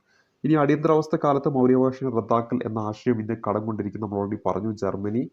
മറ്റൊന്ന് ഗവൺമെന്റ് ഓഫ് ഇന്ത്യ ആക്ടിൽ നിന്നാണ് അടിയന്തരാവസ്ഥ എന്ന ആശയം ഇന്ത്യ കടമെടുത്തിരിക്കുന്നത്. ഇനി നമ്മളിപ്പോൾ മൗലികാവകാശങ്ങൾ നമ്മൾ പറഞ്ഞു, 14 മുതൽ 32 വരെയുള്ളത് മൗലികാവകാശങ്ങളുമായി ബന്ധപ്പെട്ട ആർട്ടിക്കിളുകളാണ്. അതിൽ ഇന്ത്യൻ പൗരന് മാത്രം അവകാശപ്പെട്ട ആർട്ടിക്കിളാണ് 15, 16, 19, 29, 30. ഈ കാര്യങ്ങൾ ഓർത്തിരിക്കുക. അതായത് 15 എന്ന് പറയുന്ന ആർട്ടിക്കിളും 16 എന്ന് പറയുന്ന ആർട്ടിക്കിളും പിന്നെ 19 എന്ന് പറയുന്ന ആർട്ടിക്കിളും 29 എന്ന ആർട്ടിക്കിളും അതേപോലെ തന്നെ 30 എന്ന് പറയുന്ന ആർട്ടിക്കിളും മൗലിക അവകാശവുമായി ബന്ധപ്പെട്ടതാണ്. നമ്മൾ ഓൾറെഡി പഠിച്ചു. അതായത് ഈ ആർട്ടിക്കിളിൻ്റെ ഉള്ളിലേക്കൊക്കെ നമ്മൾ ഇനി കടന്നു വരും. നമ്മൾ അതിനെക്കുറിച്ച് ആ ഒരു ആർട്ടിക്കിളിലേക്ക് പോകും മുമ്പ് നമ്മൾ അതിൻ്റെ ഒരു വളരെ ഇമ്പോർട്ടൻ്റ് ആയിട്ട് PS എപ്പോഴും ചോദിക്കുന്ന കുറച്ച് ബേസിക് പോയിന്റ്സ് ആണ് പഠിച്ചുകൊണ്ടിരിക്കുന്നത്. അത് കൃത്യമായി ഓർത്തിരിക്കുക. ആർട്ടിക്കിൾ 15 പിന്നെ 16, 6നെ ഒന്ന് തിരിച്ചിട്ട് ഒരു 9 ആക്കി മാറ്റാൻ പറ്റും. 19, അതിനൊരു 10 കൂട്ടിയാൽ 29, 1 കൂട്ടുക 30. ഇത്രയും ആർട്ടിക്കിൾ എന്താണ്, ഇന്ത്യൻ പൗരന് മാത്രം അവകാശപ്പെട്ടതാണ്. അങ്ങനെയാണെങ്കിൽ ബാക്കി വരുന്ന ആർട്ടിക്കിളൊക്കെ എന്ന് പറയുന്നത് നമ്മൾ ഇന്ത്യയിലേക്ക് എത്തിച്ചേരുന്ന വിദേശികളൊക്കെ ഉണ്ടല്ലോ, ഈ ഇന്ത്യയിൽ വന്നിരിക്കുന്ന വിദേശികൾ, അവർക്കും എന്താണ്, നമ്മുടെ രാജ്യത്ത് അവരുണ്ടെങ്കിൽ അവർക്കും അത് ബാധകമാണ് എന്ന കാര്യം പ്രത്യേകം നോട്ട് ചെയ്യുക. പക്ഷെ ഇവിടെ പറഞ്ഞ 15, 16, 19, 29, 30 എന്താണ്, നമുക്ക് മാത്രം, ഇന്ത്യൻ പൗരന് മാത്രം അവകാശപ്പെട്ടതാണെന്ന കാര്യം ഓർക്കുക. ഇന്ത്യൻ ഭരണഘടനയിൽ 15, 16, 19, 20, 30 എന്നീ അനുച്ഛേദങ്ങളിൽ പ്രതിപാദിച്ചിരിക്കുന്ന മൗലികാവകാശങ്ങൾ ഇന്ത്യൻ പൗരന്മാർക്ക് വേണ്ടി മാത്രമുള്ളവയും എന്നാൽ മറ്റുള്ള അവകാശങ്ങൾ ഇന്ത്യയിൽ താമസിക്കുന്ന എല്ലാ പൗരന്മാർക്കും ലഭിക്കുന്നതാണെന്ന കാര്യം ഓർത്തിരിക്കുക. മൗലികാവകാശങ്ങളുടെ മേൽ നിയന്ത്രണം പാർലമെന്റിന് അധികാരമുണ്ടായിരിക്കുന്നതാണ്. അപ്പോൾ ആർക്കാണ് അധികാരമുള്ളത്? പാർലമെന്റിനാണ് അധികാരമുള്ളതെന്ന കാര്യം ഓർത്തിരിക്കുക. എന്നാൽ അത്തരം നിയന്ത്രണങ്ങൾ നീതിയുക്തമാണോ എന്ന് വിലയിരുത്തുന്ന ആരായിരിക്കും? സുപ്രീം കോടതിയാണ്. അപ്പോൾ പാർലമെന്റ് എന്തെങ്കിലുമൊക്കെ ഇതിനുമേൽ നിയന്ത്രണം കൊണ്ടുവന്നിട്ടുണ്ടെങ്കിൽ അത് ഒരു നീതിക്ക് നിരക്കുന്നതാണോ എന്ന് പരിശോധിക്കാൻ ആർക്ക് അവകാശമുണ്ട്? നമ്മുടെ സുപ്രീം കോടതിക്ക് അവകാശമുണ്ടെന്ന കാര്യം ഓർത്തിരിക്കുക. മൗലികാവകാശം റദ്ദ് ചെയ്യാനുള്ള അധികാരം രാഷ്ട്രപതിക്കാണ്. മൗലികാവകാശങ്ങളുടെ സംരക്ഷണം എന്നറിയപ്പെടുന്നത് സുപ്രീം കോടതിയാണ്. ചില മൗലികാവകാശങ്ങൾ നെഗറ്റീവായിട്ടും മറ്റു ചിലത് പോസിറ്റീവായിട്ടും പ്രതിപാദിച്ചിരിക്കുന്നു എന്ന കാര്യം ഓർക്കുക. അങ്ങനെ ഒരു സ്റ്റേറ്റ്മെന്റ് നൽകിയാൽ എന്താണ്, അത് ശരിയായിട്ടുള്ള സ്റ്റേറ്റ്മെന്റ്. ചില മൗലികാവകാശം നെഗറ്റീവ് സ്വഭാവമുള്ളതും മറ്റു ചില മൗലികാവകാശങ്ങൾ എന്താണ്, പോസിറ്റീവ് സ്വഭാവമുള്ളതുമാണ് എന്ന കാര്യം ഓർത്തിരിക്കുക. നമ്മൾ ഒരു സ്റ്റേറ്റിനെ നോക്കുമ്പോൾ, സ്റ്റേറ്റ് എന്ന് പറയുമ്പോൾ ഗവൺമെന്റുമായി ബന്ധപ്പെട്ടത്, ആ ഗവൺമെന്റിന്റെ ആ ഒരു രീതി, നമ്മളൊരു ഗവൺമെന്റാന്ന് വിചാരിക്കുക, എന്നിട്ട് ഓരോ മൗലികാവകാശം എടുത്ത് വായിക്കുക. അപ്പോൾ ഗവൺമെന്റിനെ നോക്കുമ്പോൾ അതൊരു നെഗറ്റീവായിട്ട് തോന്നുന്നെങ്കിൽ അതെന്താണ്, ഒരു നെഗറ്റീവ് സ്വഭാവം ഉള്ളതാണ്. അല്ലെങ്കിൽ എന്താണ്, അതൊരു പോസിറ്റീവ് സ്വഭാവം ഉള്ളതാണ്. ഉദാഹരണമായിട്ട് നോക്കുക, ഇപ്പം ഞാൻ ഗവൺമെന്റിന്റെ ഭാഗത്ത് നിന്ന് ഞാനിവിടെ ഇരിക്കുകയാണ്. അപ്പം ഞാൻ ചിന്തിക്കുകയാണ്, മതം, ജാതി, വംശം, ലിംഗം, ജന്മസ്ഥലം എന്ന ആ ഒരു രീതിയിൽ ഇനി എന്താണ്, ഒരു പരിഗണനയും കൊടുക്കണ്ട എന്നൊക്കെ ചിന്തിച്ച് ഞാനിവിടെ ഇരിക്കുകയാണെങ്കിൽ, അവിടെ മുമ്പിൽ വന്നിരിക്കുകയാണ്, മതം, ജാതി, വംശം, ലിംഗം, ജന്മസ്ഥലം എന്നിവയുടെ അടിസ്ഥാനത്തിൽ വിവേചനം പാടില്ല. അപ്പോൾ എന്താണ്, ഞാൻ ചിന്തിക്കുന്നത് എന്താണ്, ഒരു ഉന്നത കുലജാതനായിട്ടുള്ള ഒരു വ്യക്തിയാണ് ഞാനാണ് ഇവിടെ ഭരിക്കാൻ പോകുന്നത്. അപ്പോൾ ഇവിടെ ഈ പറയുന്ന താഴ്ന്ന ജാതിയിൽപ്പെട്ടവരൊന്നും ഇവിടെ ഒരു വിവേചനമൊക്കെ ആകാം എന്നൊക്കെ ചിന്തിച്ച് ഞാൻ ഇരിക്കുമ്പോൾ അവിടെ ഇതാ അനുച്ഛേദം 15 പറയുകയാണ്, അങ്ങനെ ഒരു വിവേചനം പാടില്ല. അപ്പോൾ അത് എന്നെ സംബന്ധിച്ച് എന്താണ്, ഒരു നെഗറ്റീവ്, ഒരു ഗവൺമെന്റിന്റെ ചിന്തയിലൂടെ നോക്കുമ്പോൾ അതെന്താണ്, ഒരു നെഗറ്റീവാണ്. അതായത് ഈ പറയുന്ന വിഭാഗങ്ങൾക്ക് നമ്മുടെ സമൂഹത്തിൽ എന്താണ്, സാധാരണക്കാരോടൊപ്പം, അതായത് ഉന്നത ജാതിയിൽപ്പെട്ടവരോടൊപ്പമൊക്കെ എന്താണ്, ഈ താഴ്ന്ന ജാതിയിൽപ്പെട്ടവർക്കും എന്താണ്, തുല്യ പരിഗണന കൊടുക്കാൻ വേണ്ടിയിട്ട് ആണ് ഈ പറയുന്ന അനുച്ഛേദം 15 നമ്മൾ ഭരണഘടനയിൽ ഉൾപ്പെടുത്തുന്നത്. അപ്പോൾ ഇങ്ങനെ അല്ല അല്ല അല്ല എന്നൊക്കെ പറഞ്ഞു വരുന്ന ആ ഒരു അനുച്ഛേദങ്ങളുണ്ടല്ലോ, അത് പൊതുവെ എന്തായിരിക്കും, ഒരു നെഗറ്റീവ് സ്വഭാവം ഉള്ളതായിരിക്കും. അല്ലാതെ വരുന്നതൊക്കെ എന്തായിരിക്കും, ഒരു പോസിറ്റീവ് സ്വഭാവം ഉണ്ടായിരിക്കും. ഇത്രയും കാര്യങ്ങൾ നിങ്ങൾ ഓർത്ത് വെച്ചാൽ മതി. നമ്മുടെ LDC പരീക്ഷ ഒരുപക്ഷെ ഈ ഒരു സ്റ്റേറ്റ്മെന്റ് മാത്രമേ വരുള്ളൂ. ഈ പറയുന്ന മൗലിക അവകാശങ്ങളിൽ ചില മൗലിക അവകാശങ്ങൾ എന്തായിരിക്കും, പോസിറ്റീവ് സ്വഭാവമുള്ളതും ചിലത് എന്തായിരിക്കും, നെഗറ്റീവ് സ്വഭാവമുള്ളതായിരിക്കും എന്ന് പറഞ്ഞാൽ അത് ശരിയായിട്ടുള്ള ഒരു സ്റ്റേറ്റ്മെന്റ് ആണ്. അതിന് ഉദാഹരണമാണ് മതം, ജാതി, വംശം, ലിംഗം, ജന്മസ്ഥലം എന്നിവയുടെ അടിസ്ഥാനത്തിൽ വിവേചനം പാടില്ല. നമുക്ക് തൊട്ടുകൂടായ്മ പാടില്ല. അപ്പം അങ്ങനെയൊക്കെ പറഞ്ഞു വരുമ്പോൾ അത് നെഗറ്റീവ് സ്വഭാവമാണ്. അതേ സമയത്ത് നോക്ക്, ന്യൂനപക്ഷ സമുദായങ്ങൾക്ക് വിദ്യാഭ്യാസ സ്ഥാപനങ്ങൾ ആരംഭിക്കാവുന്നതാണ്. അപ്പം അങ്ങനെ പറഞ്ഞു വരുമ്പോൾ അതെന്താണ്, ഒരു പോസിറ്റീവ് സ്വഭാവമാണ്. ഇനി മൗലികാവകാശങ്ങളുമായി ബന്ധപ്പെട്ട് ഏത് നിയമവും ഉണ്ടാക്കാനും നടപ്പിലാക്കാനും പൂർണ്ണ അധികാരം ആർക്കാന്ന് ചോദിച്ചാൽ അത് പാർലമെന്റിനാണ്. പ്രത്യേകം ഒന്ന് നോട്ട് ചെയ്യുക. പക്ഷെ അവിടെ പാർലമെന്റ് ഉണ്ടാക്കുന്ന നിയമങ്ങൾ ഈ പറയുന്ന മൗലികാവകാശവുമായി ബന്ധപ്പെട്ട് അത് നീതിയുക്തമാണോ എന്ന് പരിശോധിക്കുന്ന ആരായിരിക്കും? അത് നമ്മുടെ ജുഡീഷ്യറിയാണ്, സുപ്രീം കോടതിയാണ്. അതും കൃത്യമായിട്ടൊന്ന് നോട്ട് ചെയ്ത് വെക്കുക. ഇനി നമ്മൾ അടുത്ത് പരിചയപ്പെടുന്ന ആർട്ടിക്കിൾ 12 മൗലികാവകാശത്തിലേക്ക് കടന്നു വരികയാണ്. അതിൽ ഒന്നാമത്തെ ആർട്ടിക്കിൾ 12 അത് സ്റ്റേറ്റിൻ്റെ നിർവചനമാണ് നൽകുന്നത്. അപ്പോൾ ഈ സ്റ്റേറ്റ് എന്ന് പറഞ്ഞിട്ടുണ്ടെങ്കിൽ നമ്മൾ വിചാരിക്കും ഈ സംസ്ഥാനങ്ങളാണ് അല്ലേ, നമ്മുടെ കേരളം, തമിഴ്നാട്, അതല്ല ഇവിടെ ഉദ്ദേശിക്കുന്നത്. മറിച്ച് എന്താണ് സ്റ്റേറ്റ് എന്ന് പറഞ്ഞാൽ അതിനുള്ളിൽ എന്തെല്ലാം വരും. ഇപ്പോൾ സ്റ്റേറ്റ് എന്ന് പറയുന്ന ഒരു പദം കണ്ടിട്ടുണ്ടെങ്കിൽ അതിനുള്ളിൽ എന്തെല്ലാം വരും? കേന്ദ്ര മന്ത്രിസഭയും പാർലമെൻറ്റും, സംസ്ഥാന മന്ത്രിസഭയും നിയമസഭയും, തദ്ദേശ സ്വയംഭരണ സ്ഥാപനങ്ങൾ, നമ്മുടെ മുനിസിപ്പാലിറ്റി, പഞ്ചായത്ത്, ജില്ലാ പഞ്ചായത്ത് തുടങ്ങിയവ, പിന്നെ സ്റ്റാറ്റ്യൂട്ടറി, നോൺ സ്റ്റാറ്റ്യൂട്ടറി അതോറിറ്റികൾ, പിന്നെ സ്റ്റാറ്റ്യൂട്ടറി എന്ന് പറഞ്ഞാൽ ദേശീയ മനുഷ്യാവകാശ കമ്മീഷൻ, ദേശീയ വനിതാ കമ്മീഷൻ, നോൺ സ്റ്റാറ്റ്യൂട്ടറി എന്ന് പറഞ്ഞാൽ കേന്ദ്ര വിജിലൻസ് കമ്മീഷൻ, LIC. അങ്ങനെ ഈ ഗവൺമെൻറ്റുമായി ബന്ധപ്പെട്ട് ഗവൺമെൻറ്റിൻ്റെ പണം പറ്റുന്ന എല്ലാ സംഭവങ്ങളും ഈ പറയുന്ന സ്റ്റേറ്റ് എന്ന് പറയുന്ന ആ ഒരു കാറ്റഗറിക്കുള്ളിൽ ഉൾപ്പെടും എന്ന കാര്യം ഓർത്തിരിക്കുക. അപ്പോൾ സ്റ്റേറ്റ് എന്ന് പറഞ്ഞിട്ടുണ്ടെങ്കിൽ എന്താണ്, പൊതുവേ നമുക്ക് പറയുകയാണെങ്കിൽ ഗവൺമെൻറ്റുമായി ബന്ധപ്പെട്ട എല്ലാ സംഭവങ്ങളും എന്താണ് സ്റ്റേറ്റിൻ്റെ ആ ഒരു കാറ്റഗറിക്കുള്ളിൽ ഉൾപ്പെടും എന്ന കാര്യം ഓർത്തിരിക്കുക. ഇനി ഇവിടെ അടുത്ത് പറയുന്നത് മൗലികാവകാശ ലംഘനങ്ങളായുള്ള സംസ്ഥാനത്തിൻ്റെ നടപടികൾ കോടതിയിൽ എന്ത് ചെയ്യാൻ പറ്റും, നമുക്ക് ചോദ്യം ചെയ്യാൻ പറ്റും. സംസ്ഥാനത്തെ നടപടി എന്ന് പറയുമ്പോൾ ഇപ്പോൾ തൊട്ടുമുകളിൽ നമ്മൾ പരിചയപ്പെട്ടല്ലോ കുറേ കാര്യങ്ങൾ, ഈ പാർലമെൻറ്റ് അവിടങ്ങളിലൊക്കെ ഈ പറയുന്ന മൗലികാവകാശവുമായി ബന്ധപ്പെട്ട് എന്തെങ്കിലുമൊക്കെ ലംഘനം നമ്മളുടെ ശ്രദ്ധയിൽപ്പെടുകയാണെങ്കിൽ, അല്ലെങ്കിൽ ഒരു കേന്ദ്ര മന്ത്രിസഭയിൽ എന്തെങ്കിലും ഒരു തീരുമാനം എടുക്കുമ്പോൾ അത് മൗലികാവകാശത്തിൽ ലംഘനമായിട്ട് തോന്നുകയാണെങ്കിൽ, അങ്ങനെ ഈ തദ്ദേശ സ്വയംഭരണ സ്ഥാപനങ്ങളുമായി ബന്ധപ്പെട്ട് എന്തെങ്കിലും ഒരു മൗലികാവകാശ ലംഘനവുമായി ബന്ധപ്പെട്ട കാര്യങ്ങൾ നമുക്ക് കാണുകയാണെങ്കിൽ ഒക്കെ എന്ത് ചെയ്യാൻ പറ്റും, നമുക്ക് ഈ സ്റ്റേറ്റുമായി ബന്ധപ്പെട്ട്, അതായത് ഇവിടെ പറഞ്ഞ ഈ കാര്യങ്ങളുമായി ബന്ധപ്പെട്ട് എന്തെങ്കിലുമൊക്കെ മൗലികാവകാശ ലംഘനങ്ങൾ നമുക്ക് കാണുകയാണെങ്കിൽ അതെല്ലാം ഇവിടെ ചോദ്യം ചെയ്യാൻ പറ്റും കോടതിയിൽ, പ്രത്യേകിച്ചും ഹൈക്കോടതിയിലും സുപ്രീം കോടതിയിലും നമുക്ക് എന്ത് ചെയ്യാൻ പറ്റും, ചോദ്യം ചെയ്യാൻ പറ്റും എന്ന കാര്യം പ്രത്യേകം ഒന്ന് നോട്ട് ചെയ്യുക. ഇനി ആർട്ടിക്കിൾ 13 ആണ് നമ്മൾ പറയുന്നത്. മൗലികാവകാശങ്ങളിൽ യോജിച്ചതല്ലാത്തതോ അവയ്ക്ക് ന്യൂനത വരുത്തുന്നതോ ആയ നിയമങ്ങൾ എന്തെയാണ്, അസാധുവായിരിക്കുമെന്ന് കൃത്യമായിട്ട് പറയുന്നത് ഈ പറയുന്ന ആർട്ടിക്കിൾ 13 നമ്മുടെ ഭരണഘടനയിൽ ജുഡീഷ്യൽ റിവ്യൂയെ കുറിച്ച് പ്രതിപാദിക്കുന്ന ആർട്ടിക്കിൾ ഏതാണെന്ന് ചോദിച്ചാൽ അവിടെ ഉത്തരമായിട്ട് വരിക ആർട്ടിക്കിൾ 13. പക്ഷേ ജുഡീഷ്യൽ റിവ്യൂ എന്ന് പറയുന്ന ഒരു പദം എവിടെ പറയുന്നില്ല, ആർട്ടിക്കിൾ 13 പറയുന്നില്ല. പക്ഷേ കൃത്യമായിട്ട് ഇവിടെ പറയുന്നു മൗലികാവകാശങ്ങൾ യോജിച്ചതല്ലാത്തതോ അവയ്ക്ക് ന്യൂനത വരുത്തുന്നതോ ആയ നിയമങ്ങൾ എന്ത് ചെയ്യാം, അസാധുവായിരിക്കും. എന്താണ് ജുഡീഷ്യൽ റിവ്യൂ എന്ന് പറഞ്ഞാൽ? ഇന്ത്യൻ ഭരണഘടനയ്ക്ക് വിരുദ്ധമായ നിയമങ്ങളെ അസാധുവാക്കുവാനുള്ള കോടതിയുടെ അധികാരത്തെയാണ് എന്തെന്ന് പറയുന്നത്, ജുഡീഷ്യൽ റിവ്യൂ എന്ന് പറയുന്നത്. അപ്പോൾ എന്തെങ്കിലും ഒരു നിയമം പാസ്സാക്കുന്നു, ആ നിയമം നീതിക്ക് എന്താണ് നിരക്കുന്നതല്ല എന്ന് മനസ്സിലാക്കി കഴിഞ്ഞാൽ അത് പരിശോധിക്കാനും വേണമെങ്കിൽ അത് അസാധുവാക്കാനും ഒക്കെ അധികാരം ആർക്ക് കൊടുക്കുന്നു, നമ്മുടെ ജുഡീഷ്യറിക്ക് കൊടുക്കുന്നു. അതിനെയാണ് നമ്മൾ ജുഡീഷ്യൽ റിവ്യൂ എന്ന് പറയുന്നത്. ഏതെങ്കിലും മൗലികാവകാശ ലംഘനത്തിന്റെ പേരിൽ ഒരു നിയമം ഭരണഘടനാ വിരുദ്ധവും അസാധുവുമാക്കി പ്രഖ്യാപിക്കാൻ സുപ്രീം കോടതിക്ക് ആർട്ടിക്കിൾ 32 പ്രകാരവും ഹൈക്കോടതിക്ക് ആർട്ടിക്കിൾ 226 പ്രകാരവും അധികാരമുണ്ട്. അപ്പോൾ സുപ്രീം കോടതി റിട്ടുകൾ പുറപ്പെടുവിക്കുന്ന ആർട്ടിക്കിൾ ഏതാണെന്ന് വെച്ചാൽ 32, ഹൈക്കോടതിയാണെങ്കിൽ 226 കാര്യം പ്രത്യേകം ഒന്ന് നോട്ട് ചെയ്തൊക്കെ എപ്പോഴും PSC ചോദിക്കുന്നതാണ്. ഇനി നമ്മൾ കൃത്യമായിട്ട് മൗലികാവകാശങ്ങളിലേക്ക് വരികയാണ്. അതിൽ ഒന്നാമത്തെ അവകാശമാണ് സമത്വത്തിനുള്ള അവകാശം. സമത്വത്തിനുള്ള അവകാശം അനുച്ഛേദം 14 മുതൽ 18 വരെയാണ് സമത്വത്തിലുള്ള അവകാശത്തെക്കുറിച്ച് പ്രതിപാദിക്കുന്നത്. പക്ഷേ കൃത്യമായിട്ട് ഓർത്തിരിക്കുക, നമ്മുടെ പരീക്ഷയ്ക്ക് മൗലികാവകാശവുമായി ബന്ധപ്പെട്ട ഭാഗം 3 ഉൾപ്പെടുന്ന ആർട്ടിക്കിളുകൾ ഏതൊക്കെയാണെന്ന് വെച്ചിട്ട് ഒന്നാമത്തെ ഓപ്ഷനിൽ തന്നെ 14 മുതൽ 32 എന്ന് കൊടുക്കുക. നമ്മൾ പൊതുവെ ഇങ്ങനെ കേട്ടുകൊണ്ടിരിക്കുന്നതായിരിക്കും. പക്ഷെ കൃത്യമായി ഓർത്തിരിക്കുക 12 മുതൽ 35 വരെയാണെന്ന കാര്യം ഒരിക്കലും മറക്കരുത്.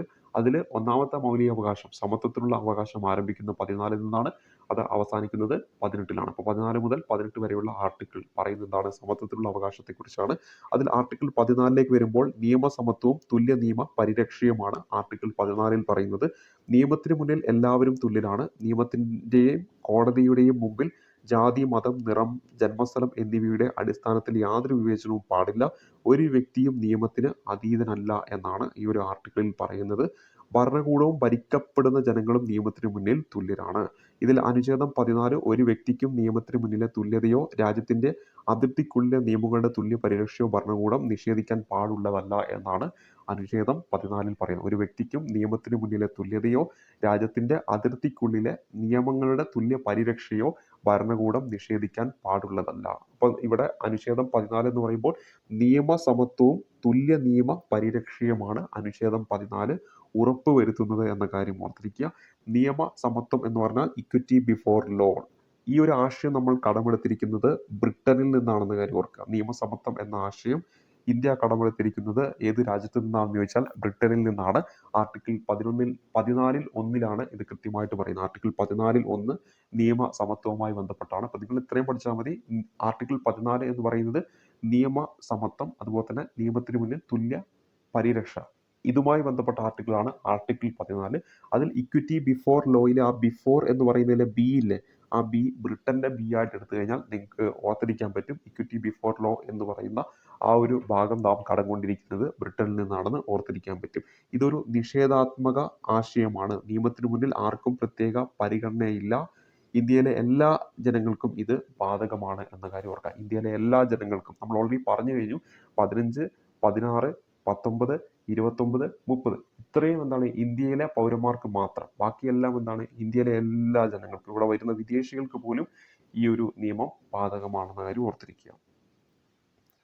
ഇനി അടുത്തത് തുല്യ നിയമ പരിരക്ഷയാണ്. അപ്പോൾ ആർട്ടിക്കിൾ 14 രണ്ട് കാര്യങ്ങൾ പറയുന്നുണ്ട്. 14(2) ഈ തുല്യ നിയമ പരിരക്ഷയെക്കുറിച്ച് പറയുന്നത്.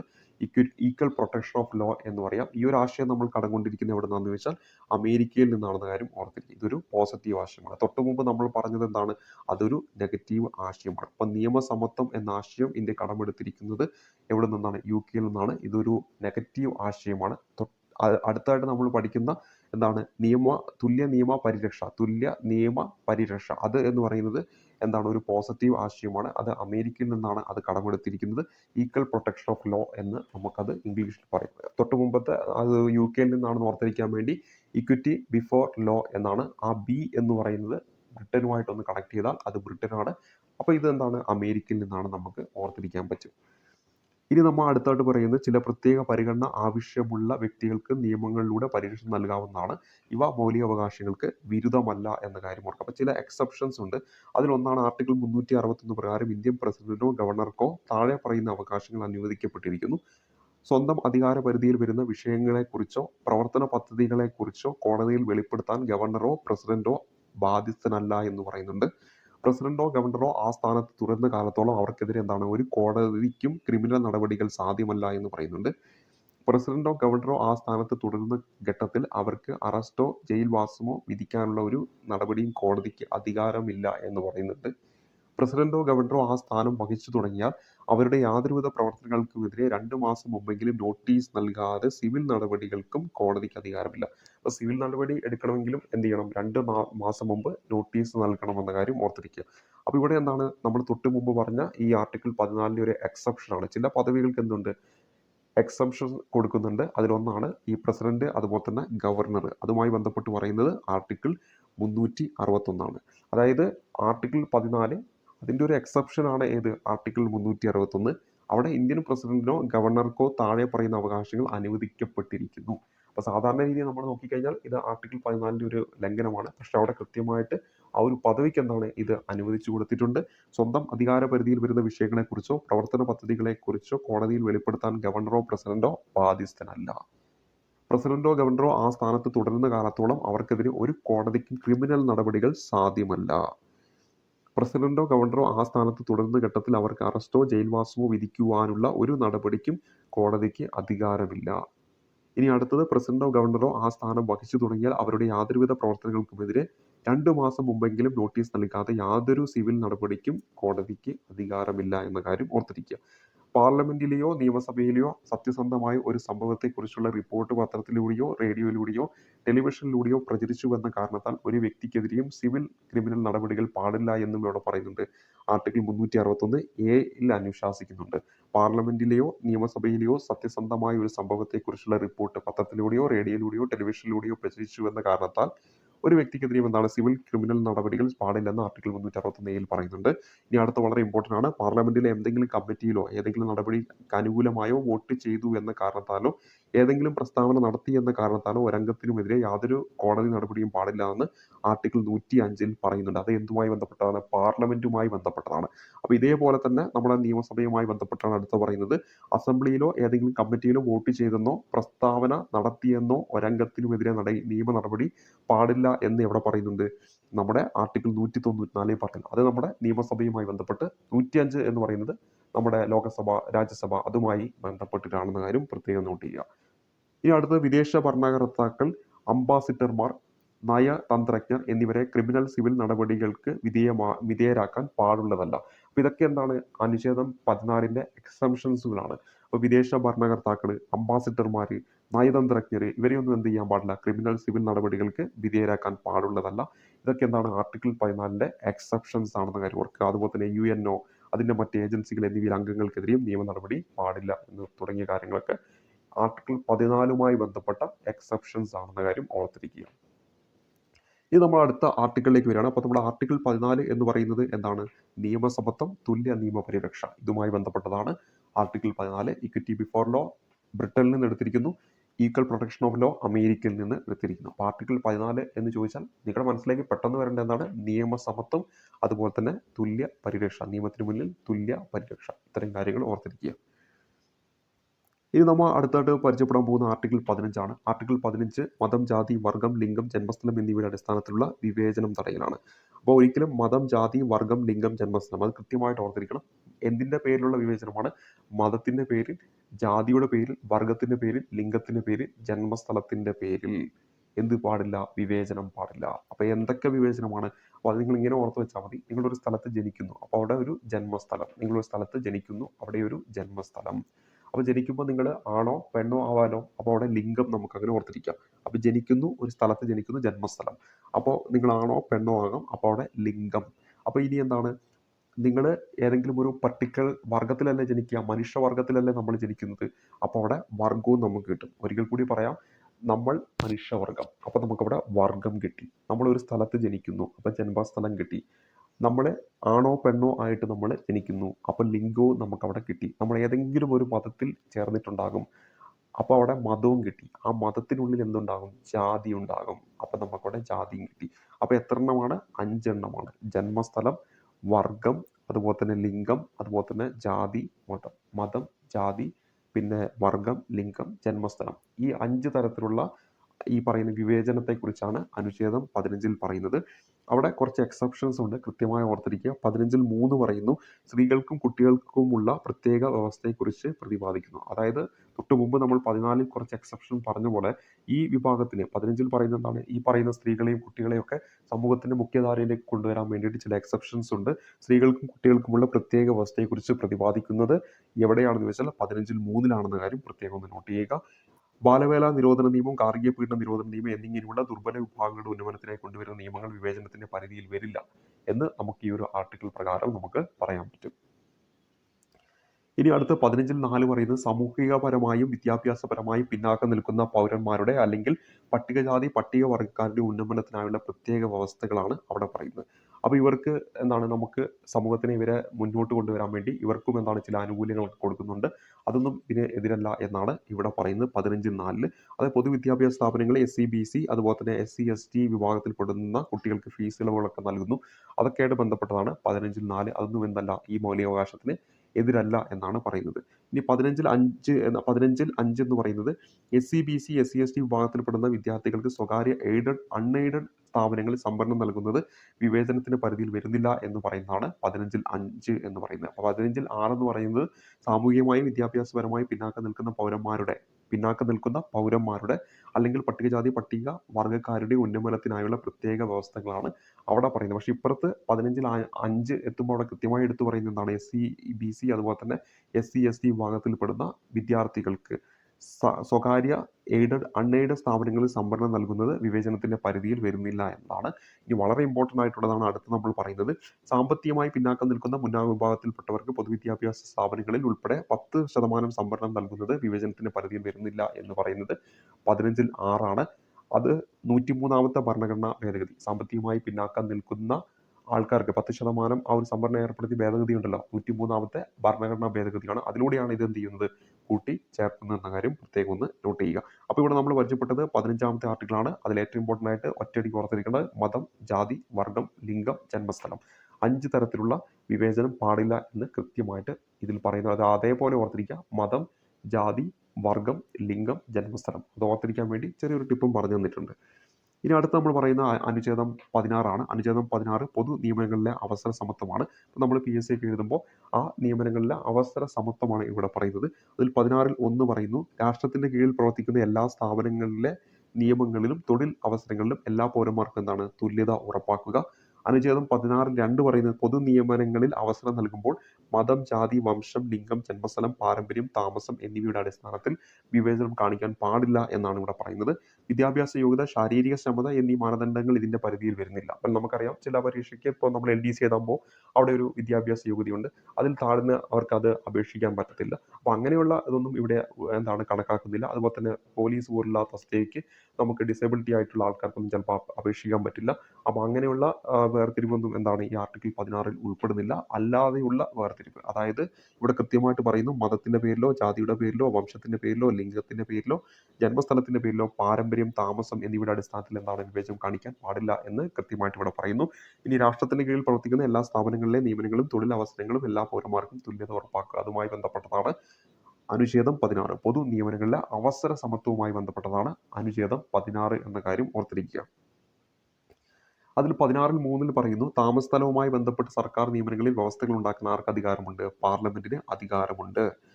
അതായത് ജന്മസ്ഥലമല്ല അവിടെ ഉദ്ദേശിക്കുന്നത്, താമസ സ്ഥലം. അതായത് ചില സർക്കാർ നിയമനങ്ങൾ പ്രദേശവാസികൾക്ക് മാത്രമായി ലഭിക്കുന്ന മുൻഗണനയുണ്ട്. അത് കൃത്യമായിട്ടൊന്ന് ഓർത്തിരിക്കുക.